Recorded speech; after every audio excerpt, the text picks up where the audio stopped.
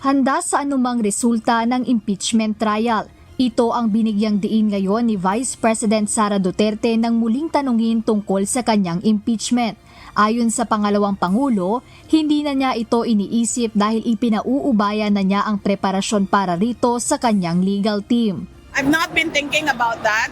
I leave it up to the lawyers to prepare for the impeachment.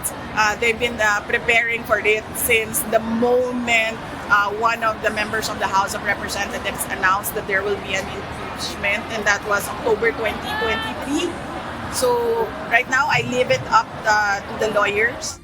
Mariinding sinabi ng Vice Presidente na payapa siya kahit siya'y maabsuelto o mapatunayang may sala sa nasabing trial. No, as I said in the stage earlier, I will not talk about my impeachment because people might think that this is about my interest. I told them that you just leave the impeachment to me, and I am at peace. I am at peace whatever the outcome of the impeachment trial will be, whether it be acquitted or guilty. I have already accepted the two possibilities. Sa mga naunang pahayag ni VP Duterte, sinabi nito na tiwala siya sa legal team na humahawak ng napipintong impeachment case laban sa kanya.